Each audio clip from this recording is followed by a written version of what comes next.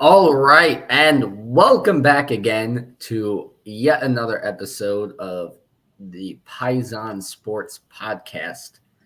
Is this episode number 50? I remember Nope, seeing recently 61. we were at 49. We already did the 50th one. We That did do was like that? 2 months and a half ago. Are you sure? Yeah, we're on 61. I have it tracked. By Oh, the we're at 61, not 50. Yeah, I wasn't sure if we yeah, were at 61. 50 or 51, Last but week I was guess the we're big at 60. 61 instead. Um, but yeah, at any rate, welcome back again. Your host Dante DePlasto, as well as Zach Deal, Zach Dealiano, Zach Deal of What's the Deal Sports. So I gotta ask, what's the deal with Rob Thompson still having confidence in Taiwan Walker? He stinks. He can't pitch. He's horrible. You put him out on the mound, he's going to give up 5 or 7 runs. So why does he still think he can pitch well? He can't. What is going on? Yeah, it's puzzling why he's still in the picture. I mean, I guess it's monetarily tied to the amount of money that he's making, but he's going to make a start tomorrow. So all we can do is really pray and hope. I mean, it looks like No, right as praying and of hoping is out the window at this point. We have to brace for impact. That's what we're doing. yeah, it's a tough situation. I think they didn't really expect the emergence of Christopher Sanchez or Ranger to be as good as Ranger's been this year when they first signed Taiwan Walker last offseason. And he obviously was left off the playoff roster, and he was upset about that. But it showed last year he wasn't as bad as he's been at points in time this season. So it just feels like every time he takes a mound now that you can almost like pencil in a loss, and you shouldn't feel like that. Depending on who your starting pitcher is night in, night out. They just got Ranger back on Saturday, so that's a good step in the right direction. I think the big issue is having to start Taiwan Walker is because Spencer Turnbull's been out for so long. Yeah, but I think, and that's the thing. Like, I'm hoping it's just they need Taiwan Walker in the rotation because of injuries, and Rob Dante, I Thompson. think you're muted. I'm muted now. Nah, never Hello. mind. My laptop messed up for a second. Oh, come on.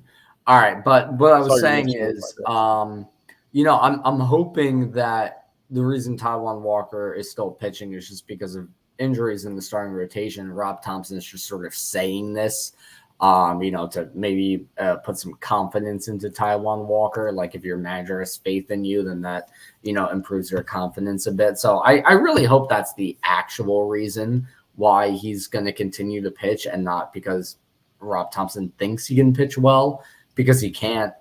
Do you think it comes down to a Rob Thompson decision at this point, or do you think it's more so the front office and just like I said, the money that's tied to him, really, feeling like they need to get the most out of him? No, because it's too late in the season for that. You know what I mean? Like, start of the season, okay, Taiwan Walker's not good, but we're paying him a lot of money. You got to start him, right?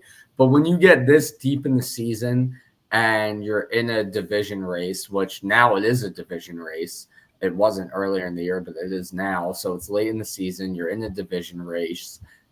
What you care about as an organization at this point is winning ball games. That whole Taiwan Walker, he's getting paid a lot of money. That's out the window this late in the season. So I don't think that. Well, what other options do they have right now? Pitch Colby Allard, Tyler Phillips, call one of those guys up. They just sent Jose Alvarado down. I know he's a bullpen guy, but they're only losing numbers pitching wise as time goes on. I mean, Spencer Turnbull, like I said, has been out for a really, really long time. Ranger just came back. So what other options is there to replace Taiwan Walker with at this point? Yeah. I would have thought that Andrew Painter would find himself in the majors at some point this season. No, Andrew Painter is still they're still being very cautious with him. He's still not back from injury. Yeah, and I feel like the more cautious they be, the less of exposure that he's going to get, and he's just going to get lost in the rut, being stuck in the minors. Kind of just saying. Well, no, he's not even pitching in the minors. He's not pitching at all. They just have him rehabbing his injury right now. Yeah, I understand that. I'm just saying at some point in time, you need to pull the trigger on one of these guys if we keep looking at the situation and asking ourselves, who could be the option outside of Taiwan Walker, then you need to start getting some of these young guys. Well, it will be Because how Painter much next worse can year. they be? It will be Painter next year, absolutely. Just because he's not pitching right now, don't forget about him. Painter will be up and pitching next season. I'm assuming, they were going to have him pitch in the big leagues before he got hurt. I'd imagine they're still going to keep that plan in order once they're fully done with him rehabbing his injury. They're just being extra cautious with him. Because they think that highly of him that they're like, no, don't even pitch this year, buddy. We need you.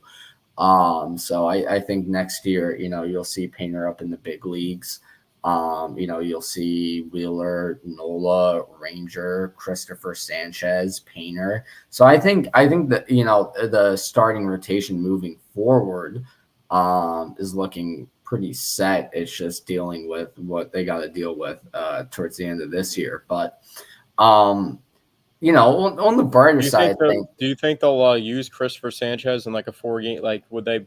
Do you think they'll lengthen the starting rotation come playoff time because of how reliable Christopher Sanchez has been this year, or do you think it's still going to be the 3 top guys and Nola, Wheeler, and Ranger, and then maybe Sanchez is like a long bullpen arm?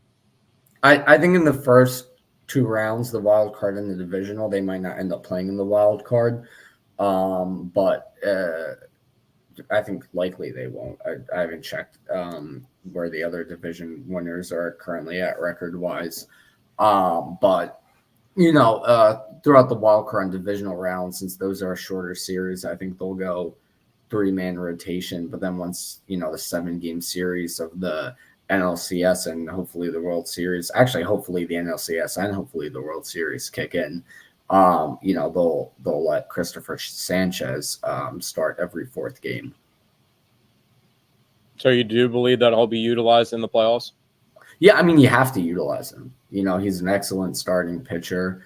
Then you don't have to overwork your top 3 guys as much. So yeah, I hope so, and I think they'll let Ranger pitch every 4th. I mean, not Ranger, Sanchez pitch every 4th game in the postseason. I'm not sure how I do feel that would play out. I just think it's definitely something that they had to question, and maybe Ranger might be the long arm just because he's played in that role before and he's been effective in that role. So I guess we'll have to see when the playoffs come around, but I think that's going to be interesting because they are a little shorthanded in the bullpen now with Jose Alvarado being out for an extended period of time potentially. So, I mean, the bullpen kind of frightens me to begin with. Carlos Estevez, I like the move when they made it at the deadline. And he just seems like he always allows runners on base, even if he gets out of the jam. He's always just putting himself into trouble when it's not needed to be. So I feel like he hasn't been that good as a Philly, and really the entire bullpen hasn't been that good recently. And that's been one of their downfalls is they can't keep games late, and sometimes they have to even pitch position players because it gets so out of hand. Yeah, but we opened this with my What's the Deal segment, which is a little negative towards the Phillies. But for the first time in quite a few weeks, we can speak positively about the Phillies because they're currently on a 3-game win streak. I was at the game last night. They won on a walk-off. That was awesome.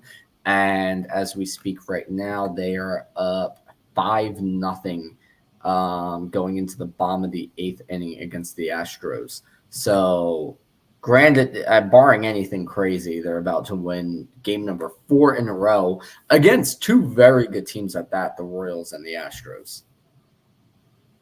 Yeah, I mean, I think the Astros are a little better than the Royals. The Astros obviously have the pedigree. Then again, the Astros are still missing one of their best players in Kyle Tucker, who's been out for a while. But once they get him back later in the season, maybe they'll be a force to be reckoned with. And I could easily see them, not easily, but I wouldn't be surprised if they're one of the dark horse teams that could actually take out the Orioles or the Yankees or maybe the Guardians and be one of the teams that are fighting to win the entire American League. So the Astros aren't to take lightly. They went up 2-0 yesterday, and the way that the Phillies were able to bounce back and fight back into the game was good to see, because a lot of these games, I felt like a lot of the games earlier in the season when things were going good, there wasn't too much adversity to face. But that was one of the games this year that they faced adversity and ended up following through. And shout out to my guy, Johan Rojas, for that ridiculous catch last night. I mean, he's saving runs out there. It's almost hard to take him off the field with how good his defense is.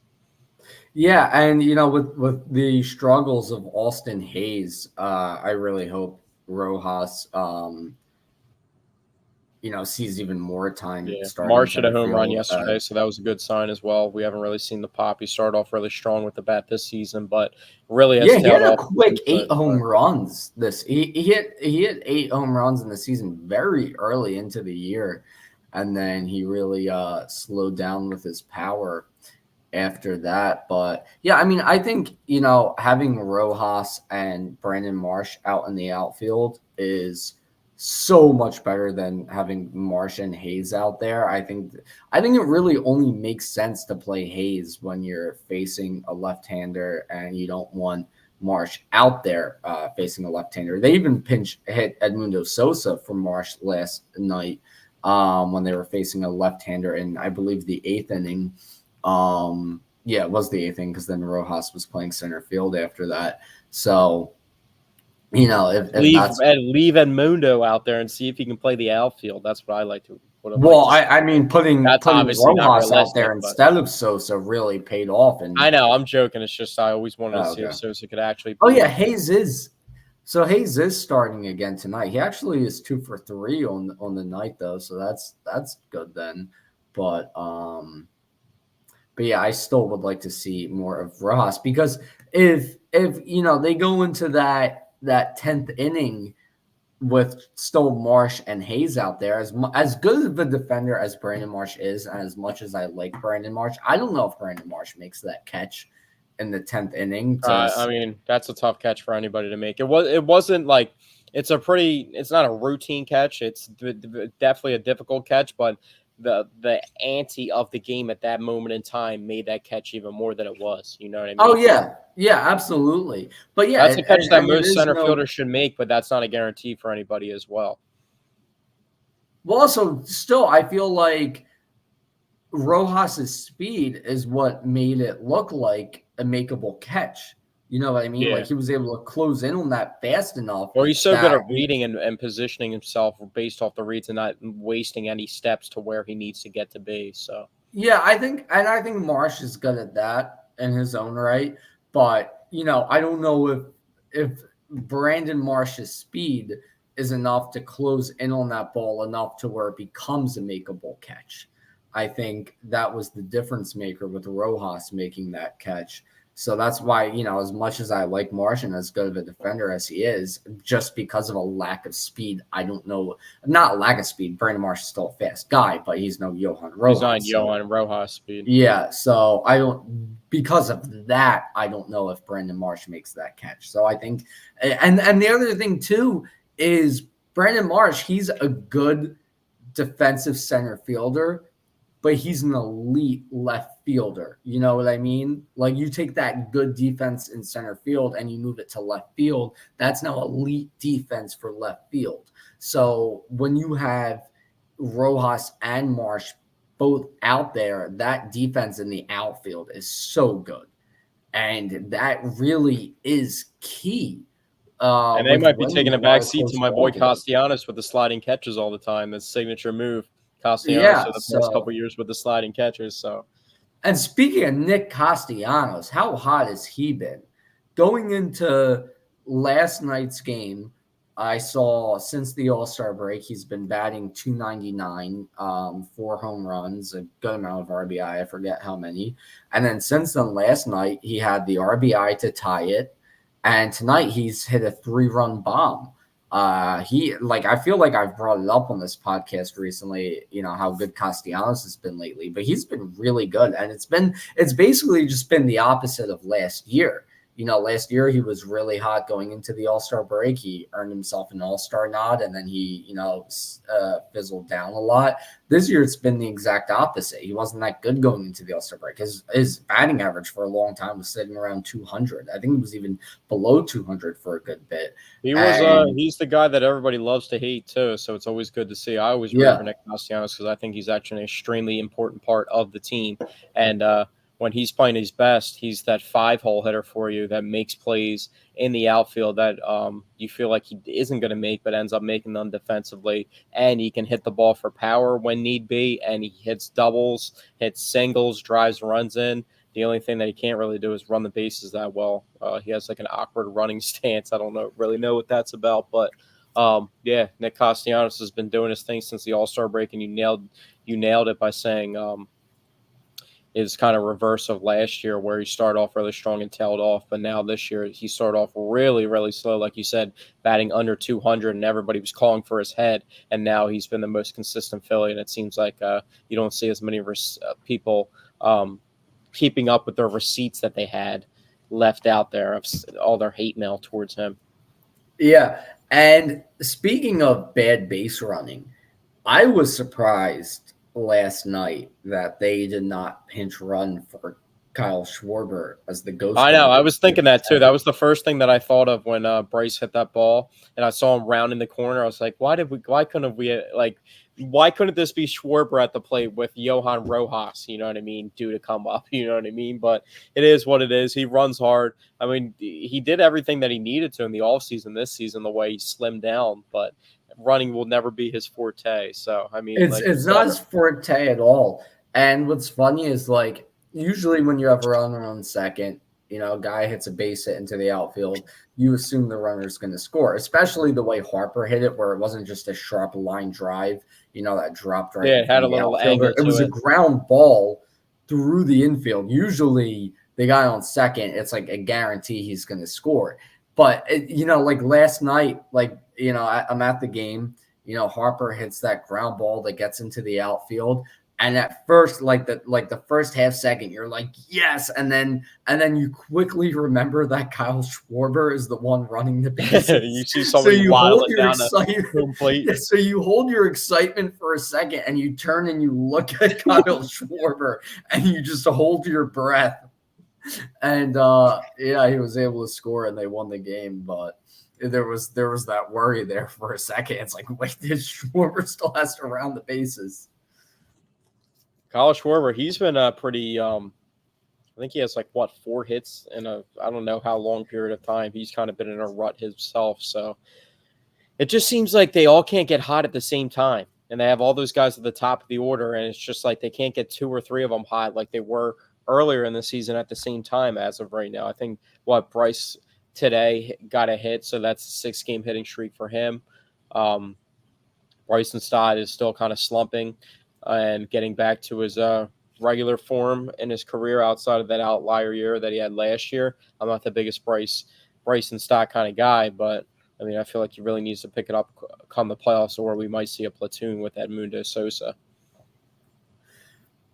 I don't think it's going to come down to that. I think it definitely feels to me like this organization has full confidence in Bryson Stott. And the reason I think that is because when they don't have full confidence in somebody, it's very obvious, when they don't have full confidence in somebody, like if it's Johan Rojas, they're not starting every day. Send you down to the minors. So put you on the IL with a hot down spot to the minors at some point. So I think if they didn't have full confidence in Bryson Stott, it would become evident because he would be platooning right now. So I think. They have shown in the past. Rob Thompson has shown that he's going to let people fight out of slumps, like the guy we were just talking about, Nick Castellanos, has missed 1 game this year, if that. None. He hasn't missed 0 games this year, so he has literally played every single game, and he's somebody that, as the days went on, maybe that's the formula, is to get as many at-bats as you possibly can and play every single day to get yourself out of the rut. Yeah, and that's what I mean. So I don't see them platooning Stott, and as much as we hate it in the moment when Rob Thompson is letting guys fight out of slumps, I mean, you got it. You got to love it because same thing with Trey Turner last year. You know, he left him in there until eventually the fan base got behind his back. And after the ovation, he was one of the best hitters in baseball. Nick Castellanos has fallen off his slump in a really big way. You could maybe say, well, Dante, this is very contradictive to what you started off the show saying about Taijuan Walker, which, maybe that's a fair argument, but I will counter argue that by saying this is not just a slump. This is Taijuan Walker. He wasn't good last year. He hasn't been good this year. It's not just a slump. He's just not a very good pitcher. There's not really an in-between for starting pitchers either. It's like either you're really bad or you're a quality starter that can be relied on by your team. It's not like we don't really see too many guys go out there and pitch a phenomenal game and then go out and give up a bunch of runs and then go back to a really good game and then give up a bunch of runs. That's not really how starting pitching is. And Taijuan Walker was all right last year, but nothing special. And then this year, it just seems like almost every he was never even that good on the Mets. They just won a lot of games with them, and stats don't lie, numbers don't lie, women and men lie, but maybe that was taken to the wrong context in that situation. Well, when he was with the Mets, he pitched 2 years on the Mets. He had a 4.47 ERA season, and his best year was a 3.49 ERA season. But what I had mentioned when we signed him, a big reason why I was a little worried about him as a pitcher coming here is that 3.49 ERA looks good, but that was carried by an excellent ERA in the beginning of the season, and he fell apart in the second half of the season and pitched really, really poorly, and that was a big reason I was worried about bringing him here. So I don't think he was ever really that great. I mean, he just started off a year really well. He had other good seasons, but usually the theme with him was he would pitch a really bad second half of the year. And now he's older. He just doesn't look good at all. He doesn't really have anything that's like dominating that overwhelms you as a hitter. You know what I mean? It kind of just seems like he's throwing balls and he's just trying to throw strikes in the strike zone, but there's not anything overwhelming to the point where you feel uncomfortable as a hitter. Yeah, he's just not a good pitcher. Stott's in a slump. Costa was in a slump. Trey was in a slump. Taijuan Walker, just simply put, not a good pitcher. Yeah, I would have to agree with you at that point in time. So as of right now, I think the Phillies are 1 game back, I believe correctly. Yes, they're 1 game back from the National League lead between them and the Dodgers. So they have 1 less win and 1 more loss than the Dodgers have. And we obviously have the tiebreaker over the Dodgers for how the season series went this year. So do you think they'll end up catching it, the Dodgers, and end up the number 1 seed in the National League heading into the playoffs? Well, if the Phillies continue to play this well, then I think the Phillies. Yeah, back-to-back 11-run games versus the Royals, which was really, really promising to see. JT had a 7 RBI game, so that was also really good to see him get going with the bat, because that's something that he hasn't done too often since he's come back from the injured list after the All-Star break, is him hitting well. So it's always good to see JT get back in there. And if everybody starts getting a little bit hot and they can kind of roll it over and just feed off each other's momentum, then I think this team could actually go far in the playoffs. When a couple of weeks ago, I'll probably tell you, I don't know how I felt about that, because they were playing like a team that looks like they're going to be one and done. Not only did JT have a big game, but his backup also had a big game the following day. Garrett Stubbs came Garrett Stubbs, as much as I don't like Garrett Stubbs, he had himself a hell of a game.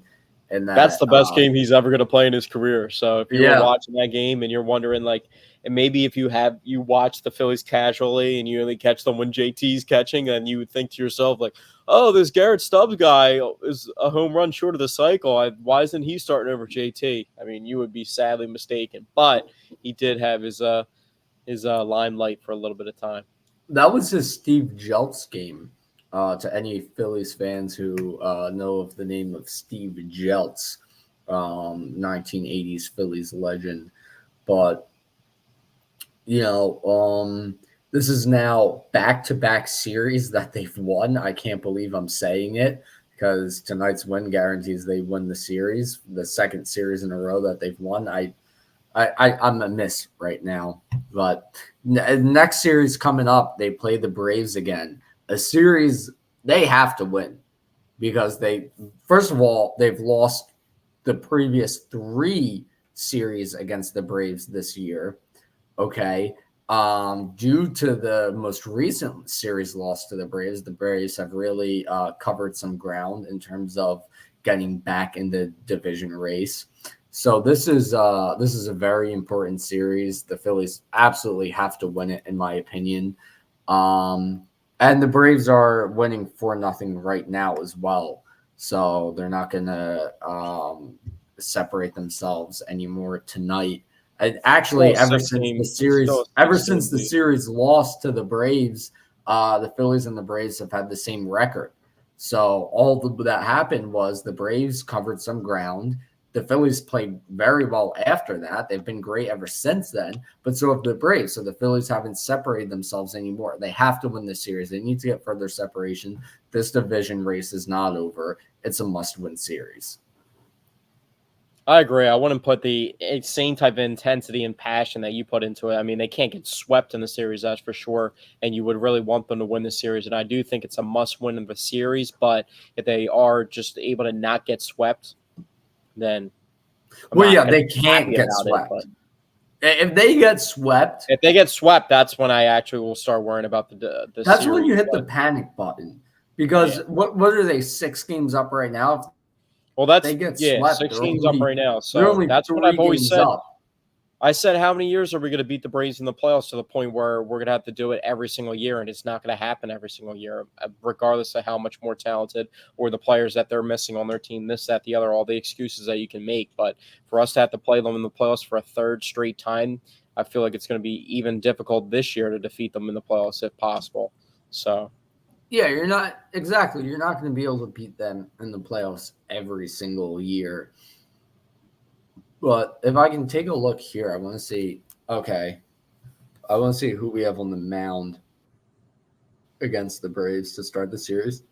So game 1, Thursday night. Oh, is it a 4-game? Yeah, it's got to be a 4-game then. Okay. So if they get swept in a 4-game series, that's really bad. If they get swept in a 4-game series, it'll be like 2.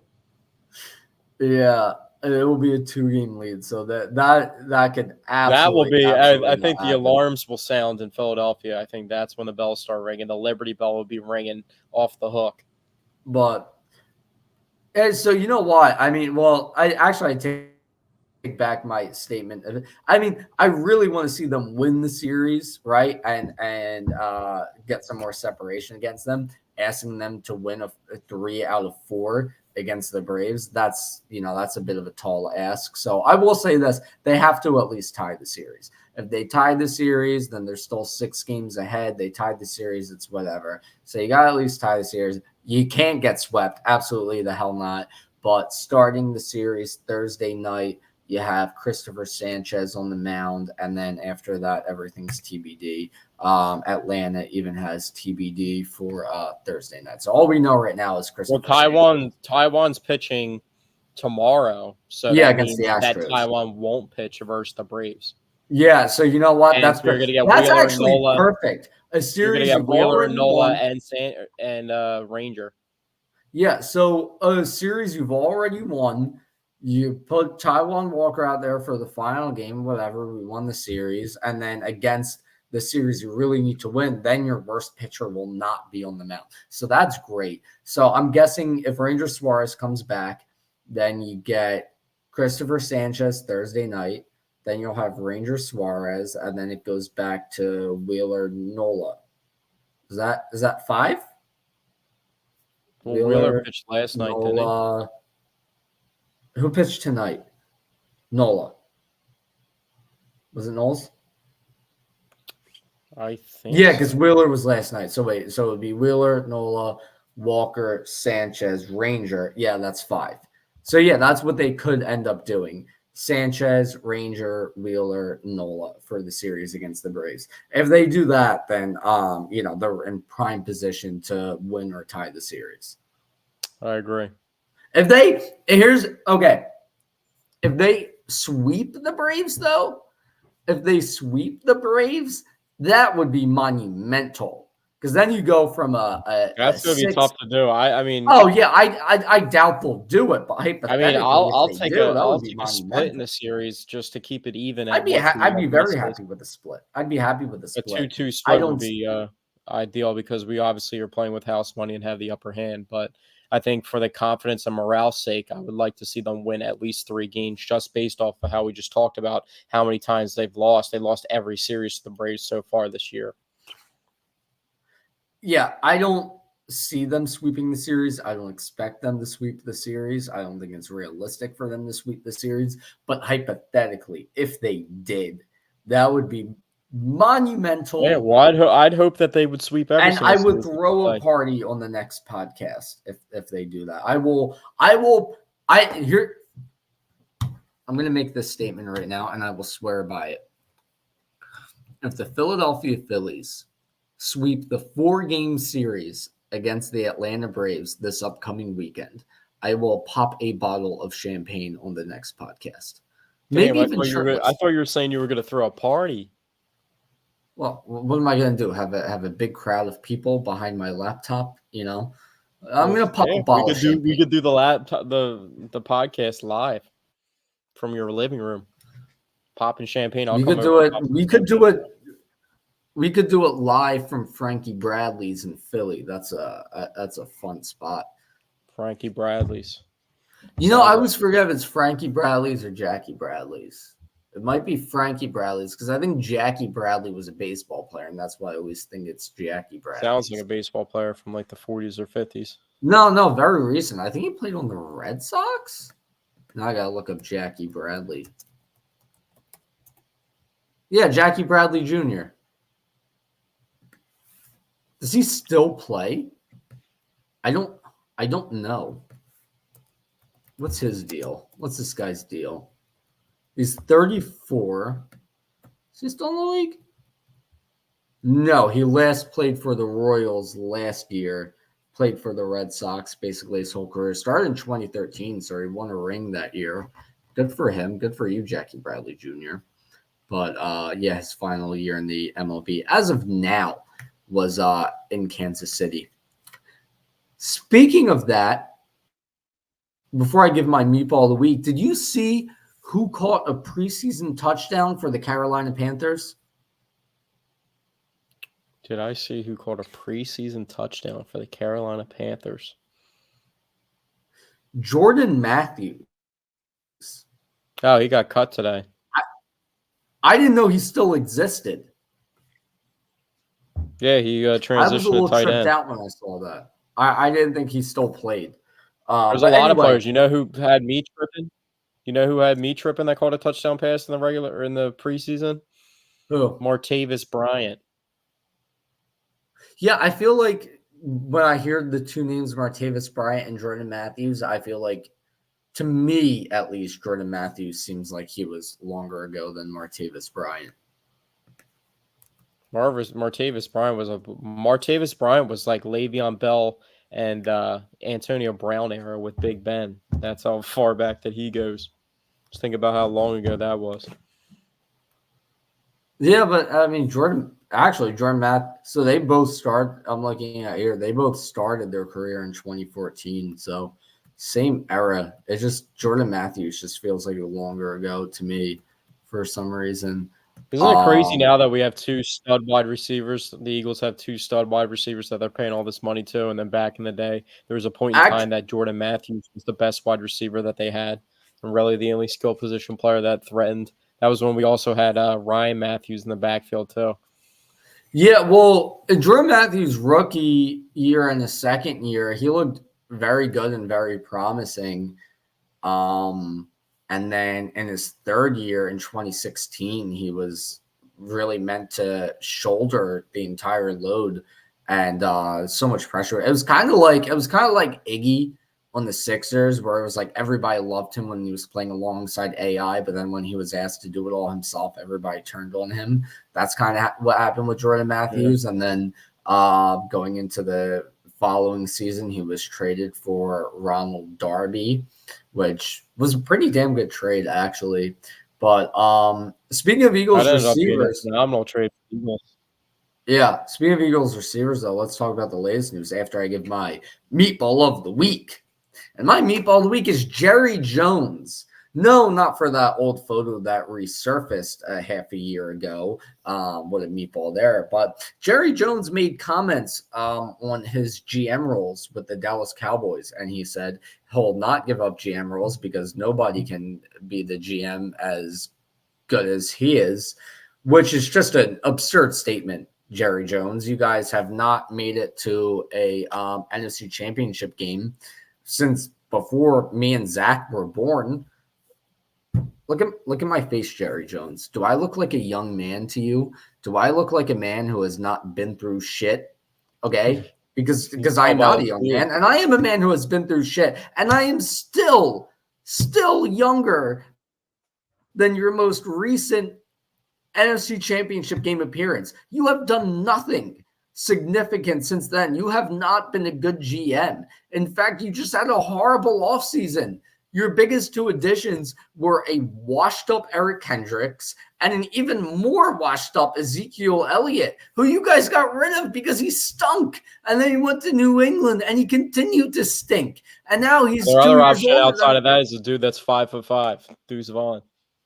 Yeah, Deuce Vaughn stinks, and didn't they also bring in that one guy from the Falcons to play running back? But he also stinks. I don't know.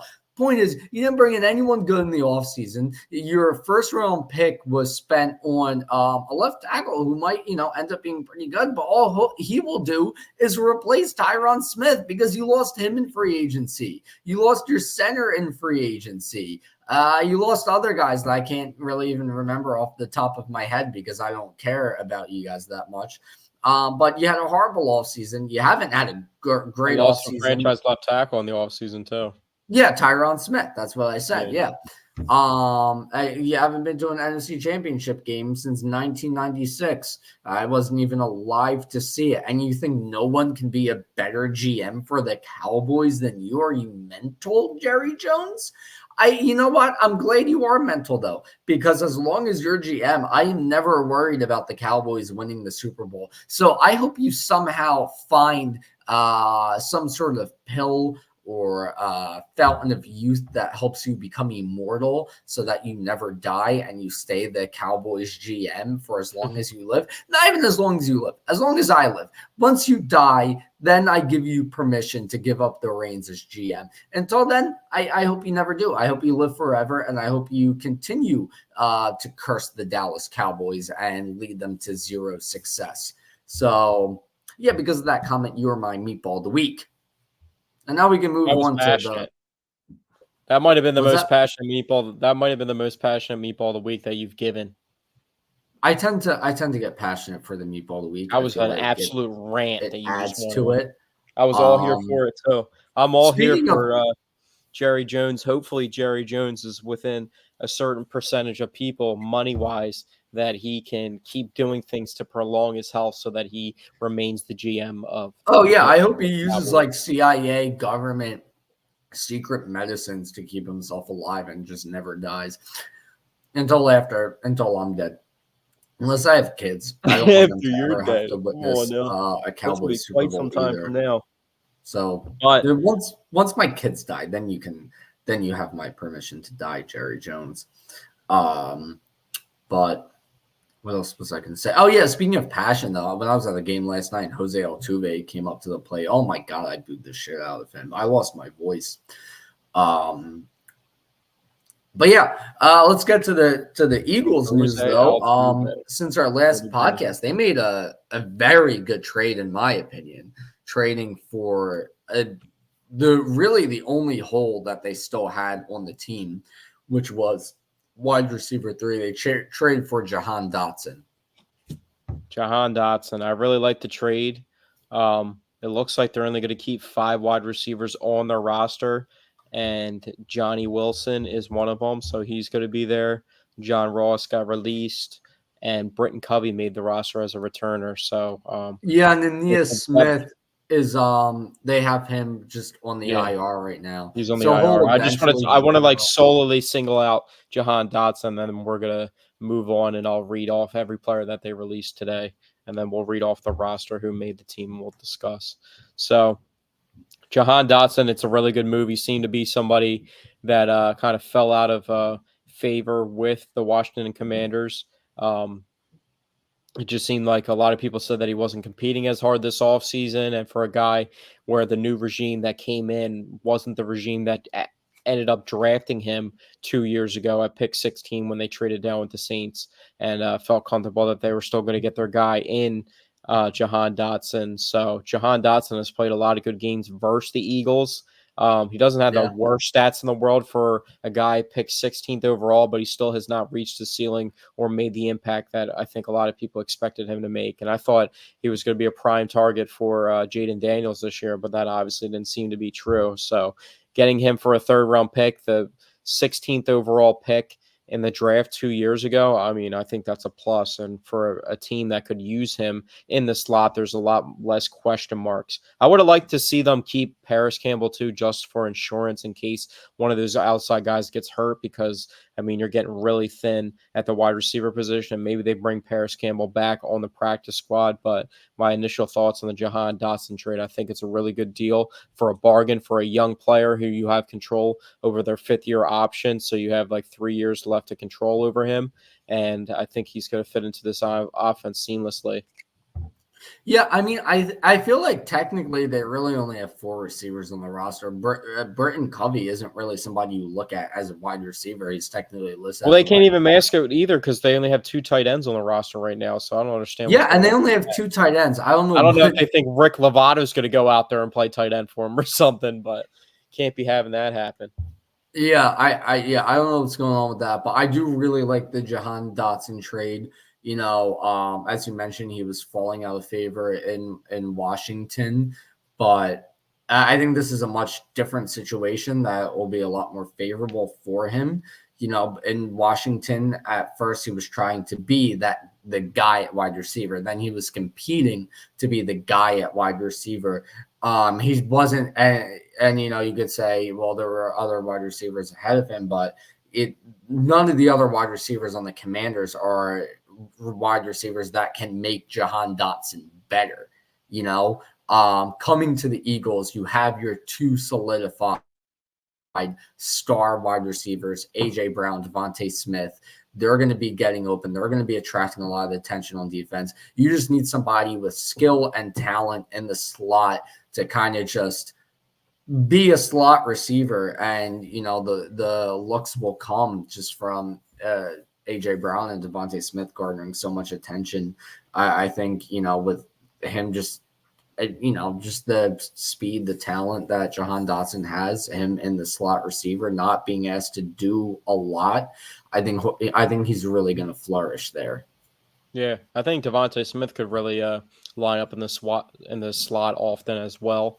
So we'll see how they match it up. The thing about Jahan Dotson was they didn't have a true guy that can get open on the outside until they traded for him outside of A.J. Brown and Devontae Smith. So now they have some versatility to move some of those guys around, and you still have some guys out of the backfield that can catch the ball as well. But let's get to some of the names that they released.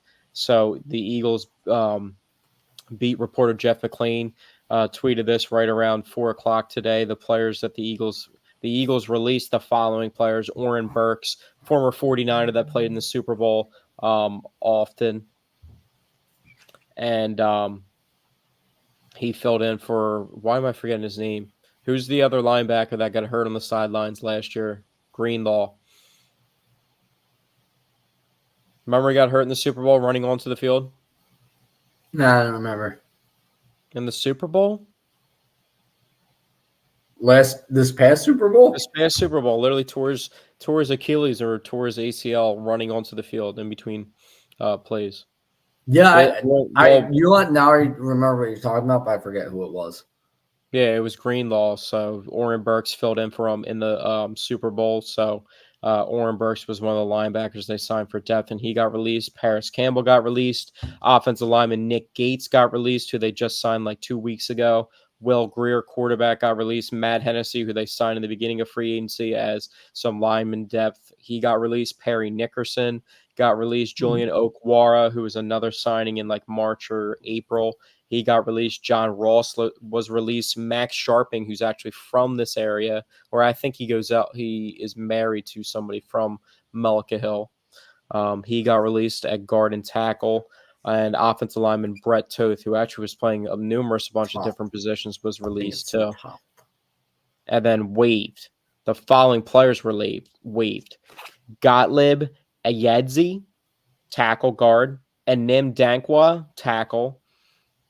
Terrion Davis Price, running back. Kevin Fulch, tight end. Gabe Hall, defensive tackle. Wide receiver Jacob Harris, he was injured.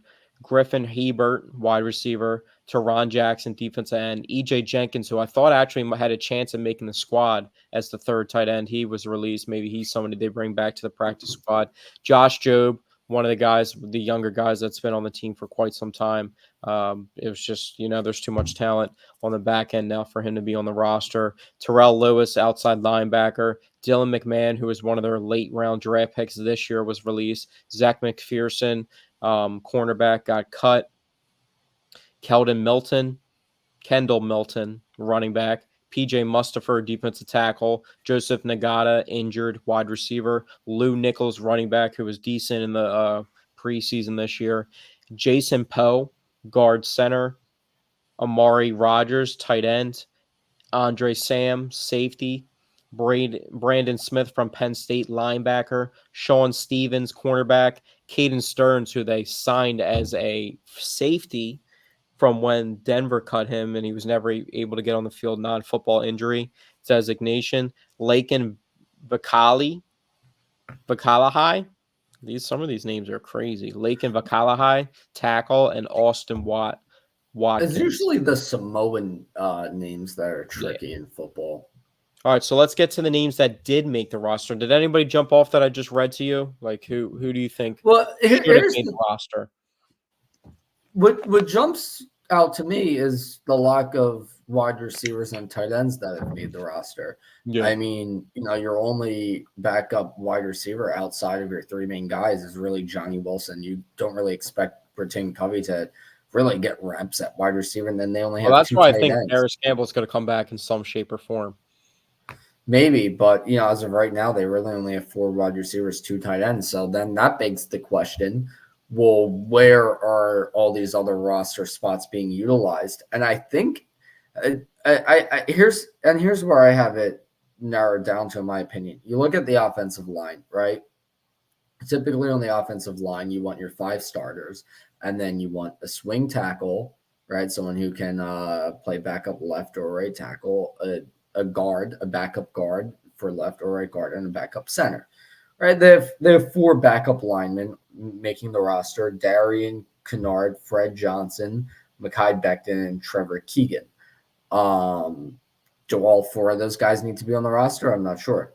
You look at the defensive line, you have names like Thomas Booker on the roster. Does Thomas Booker need to be on the roster instead of Paris Campbell or EJ Jenkins? I'm not sure. I do like everybody else on the D line though: Bryce Hoff, Brendan Graham, Jordan Davis, Milton Williams, Marlon Tui Palatu, Moro Ojomo, Jalen Carter. I'm actually a fan of Tui Palatu and Moro Ojomo. But then you look at linebackers, and you have Ben Van Summerman. You look at defensive backs. Does Tristan McCullum need to be on the roster? I like Tristan McCullum, but you have how many corners? You have Slay, CJ, Ringo, Ricks, Quinion Mitchell, DeJean. You have Isaiah Rogers. You have 7 corners. You know, you just counted CJ as a corner. my mistake there. But you have 6 corners. You usually don't have more corners than wide receivers. And then you have a good amount of safeties as well. I just feel like the roster space hasn't really properly been allocated. When you have 6 corners on the roster and you only really have 4 wide receivers because the 5th wide receiver you have is really just a returnman. And then you only have 2 tight ends. So you can't run a 3 tight end set. You can't, if one of them gets hurt in the game, then you can't run a 2 tight end set for the rest of the game. What happens game 1 if one of the tight ends goes down? You know what I mean? Yeah. Or in any game, if it's early in the game, one of the tight ends goes down. You have to play the entirety of a game without a 2 tight end set. So I just feel like I don't think it's going to be like that from now on. I just think this is how it got narrowed down till now. I think, like you said, maybe. I hope you're right. Ben Van Sumeren, Patrick Johnson, guys like that could be somebody that they have short leashes on. Darian Kennard, yeah, I agree with you there.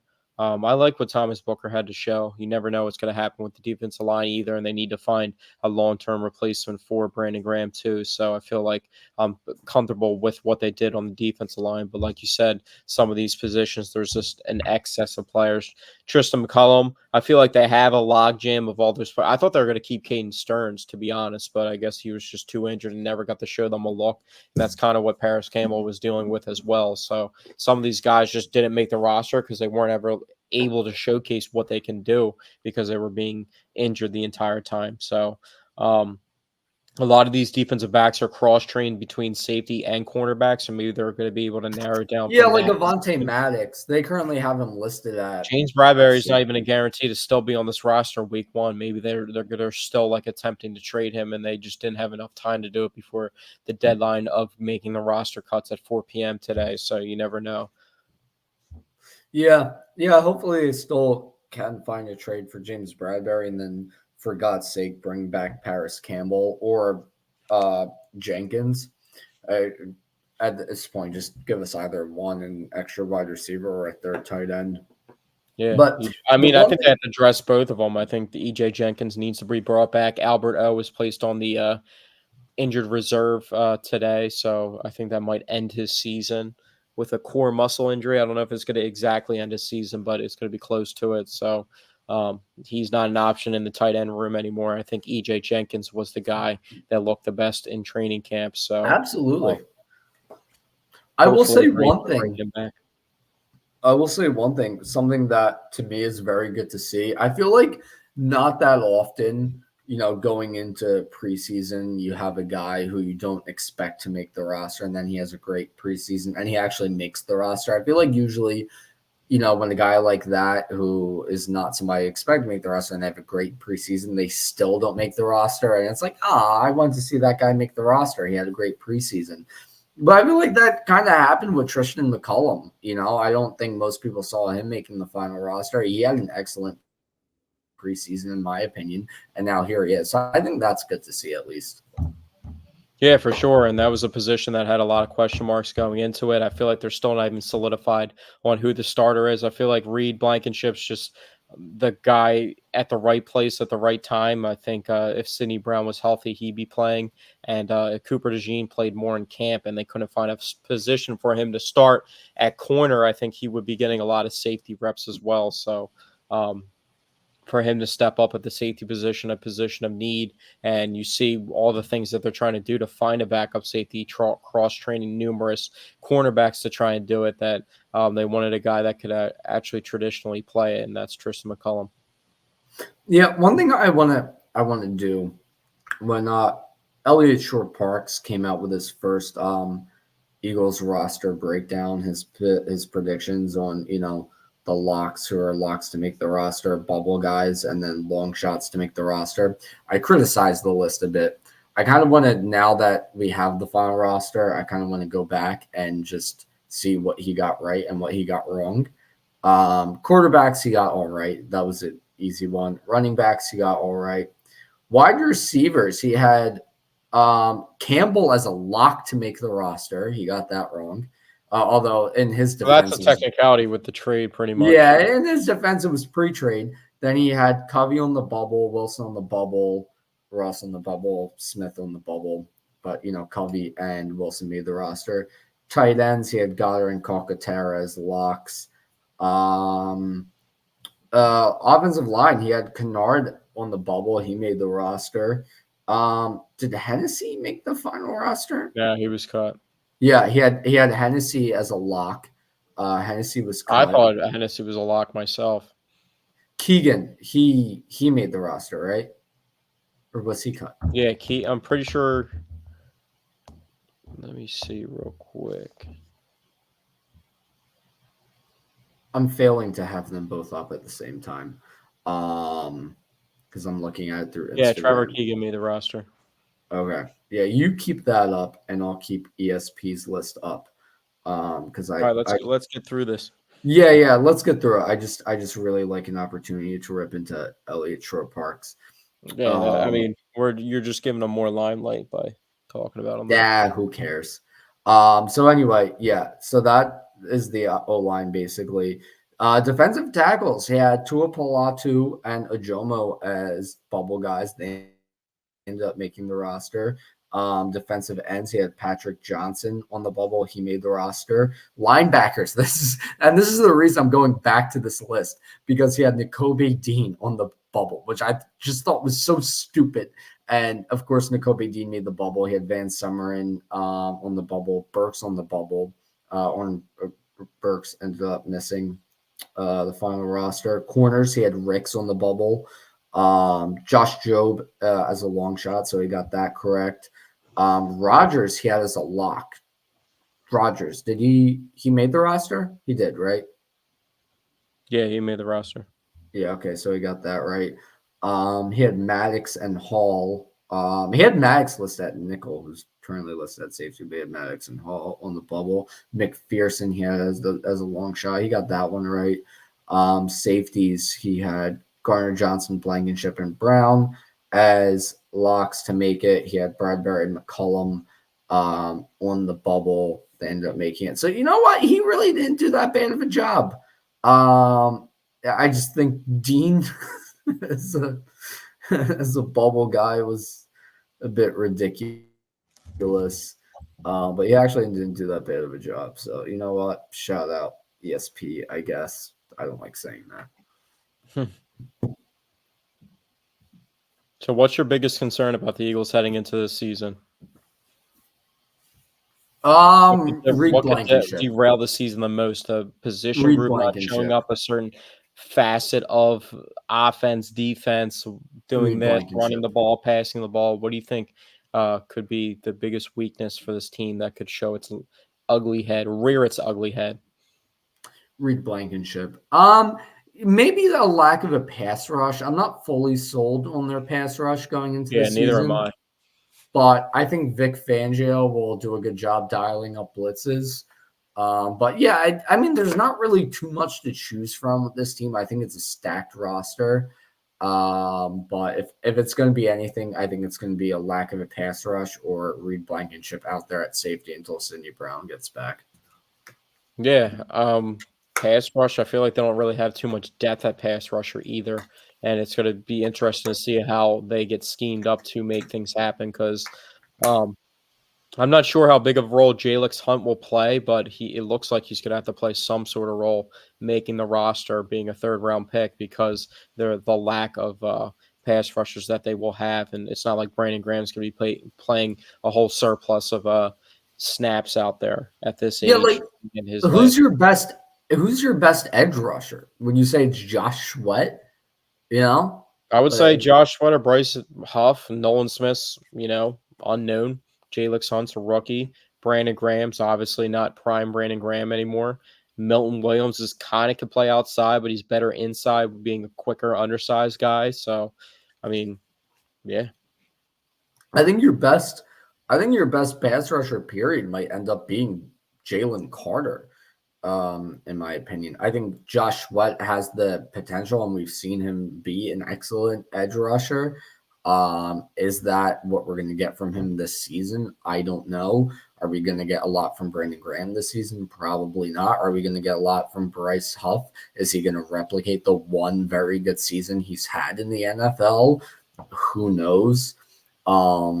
There's just not a lot to be like overly confident in with the pass rush, but it also has the potential to be really good. Maybe Huff does replicate his most recent season. Maybe Josh Sweat I does just don't see him perform. as an every down player to the point where what does that make Nolan Smith now? A guy that has to fill in for the snaps that Bryce Huff can't play because he can't play on Well, early that's a downs. good guy to have fill in for those snaps. I do think Nolan Smith can be good, but that's what I mean. I feel like this pass rush could either end up being very underwhelming, or if everyone plays to the best of their abilities, like Bryce Huff, Josh Sweat, two guys who we've seen it from before, but we haven't seen it consistently throughout their careers. Brandon Graham, if he just plays well enough. Jalen Carter, Milton Williams has some potential. Nolan Smith, we know what his ceiling likely is. So, if all these guys play to the best of their abilities, it could end up being a hell of a pass rush, but that's an if.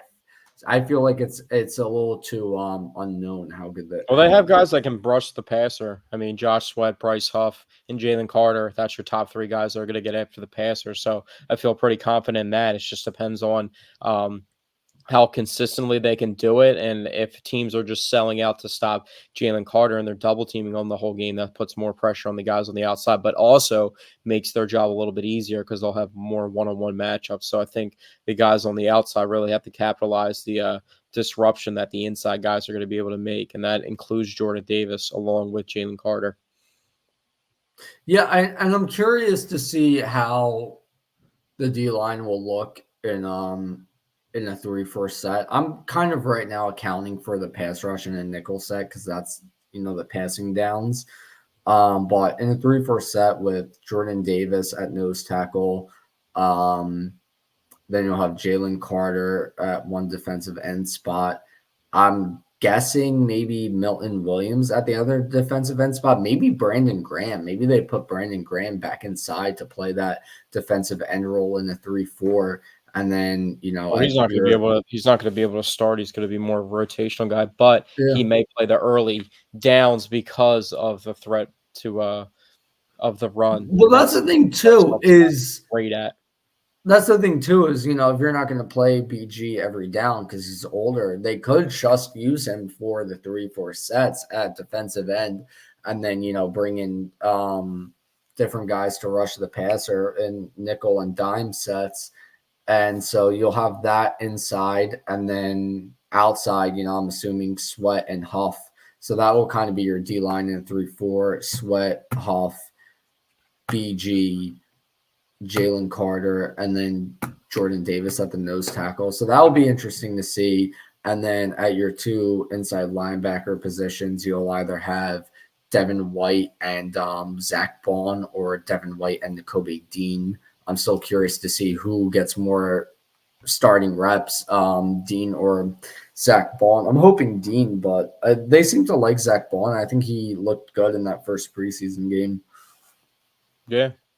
Zach Bond is versatile too. He's somebody that can rush the passer, and that's what I think he started off doing. And then now he's a pretty good pass coverage linebacker too. And I feel like that's going to be a big thing for the Eagles is how their linebackers are able to match up versus other teams in the pass game, because I feel like I'm not too worried about them coming up and stopping the run as opposed to having to drop back and match up with tight ends and match up with running backs over the field. And those are the matchups that coordinators like the best coordinators in the league try and create. So that's going to be something that to be wary of. And I think that's one of the biggest question marks too. We've seen the linebackers that are on the roster, but who is going to start? We can kind of draw up and map up all the other positions on defense that of the starters and who's most likely to be out there. But I feel like the linebackers is not a said and done story yet.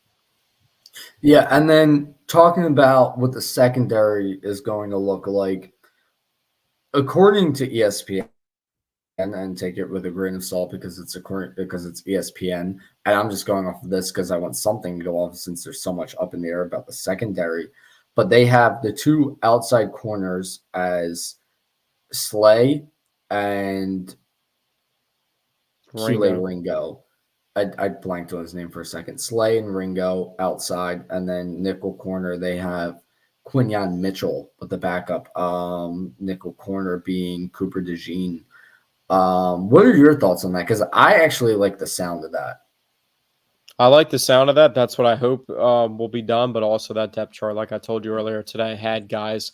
The ESPN depth chart had guys that had already been released still on that depth chart. So I don't know how accurate. Yeah, I feel like it's more of a template. You know, I would like to see Keeler Ringo get a shot more so than all this hype that I hear about Isaiah Rodgers, because I think Keeler Ringo is somebody that could be a part of your future for a while. And Isaiah Rodgers, he's good, but I feel like he can do other things to help impact your team. Like he could be a punt returner, maybe a kick returner, but you got to get these guys out there. It's already tough trying to get Quinyon Mitchell and Cooper DeJean out there themselves, and then to find a way for Keeler Ringo too. And if Isaiah Rodgers is out there, then you can't really get all those young guys out there as much as you want to. Yeah, and as much as I like Cooper DeJean after seeing, yeah, he's rusty. I mean, it happens. Yeah, after seeing the preseason game, it's like maybe he needs a little more time until he starts. He didn't have the best showing in the preseason, so he's going to be able to impact. He's going to play special teams off the bat. He might even be a returner, and they'll find a way to get him onto the field. I would love to just have Cooper DeJean return and then send Covey packing, dude. And plus, since like the surplus of your roster being that you kept a lot of defensive backs, that would make even more sense is to get one of them to do the return duties. And Isaiah Rodgers can do it as well. He's also somebody that has returned kicks in the past too. Yeah, and you're literally, because you're keeping Covey on the roster, you basically only have 4 wide receivers and 2 tight ends. So have Rodgers or DeJean return punts and kicks, send Covey packing, bring Paris Campbell back. Because but their number one backup wide receiver, their number one second string wide receiver is going to be Johnny Wilson. Really, that's the only depth. I feel better about Johnny Wilson than I feel about Britton Covey. Is Johnny Wilson. I feel better about Johnny Wilson than Britton Covey. I'll tell you that. I mean, yeah, of course I do, but that's what I mean. Like, you can't rely on a 5th round rookie to be. Well, that's why I was surprised that they even waited this. I was surprised that they even waited this long to address the wide receiver position. They could have made that Dotson trade in the beginning of training camp. Yeah. So I don't know. We'll see how it all plays out when the season kicks off for the Eagles on a Friday night for some reason. Yeah, we shall see. But thank you guys for tuning in to episode 61 of the Paisan Sports podcast. I think we're actually going to get Dante to do a fantasy football league through Elevation 5280sports.com. Oh, yeah, that's right. The Paisan Sports podcast is brought to you by Elevation 5280 Sports. Yeah, you forgot to say in the beginning, but we'll be doing their fantasy football league this season. I'm already in there. Dante, make sure you get in there. Dante doesn't like playing fantasy football for some reason.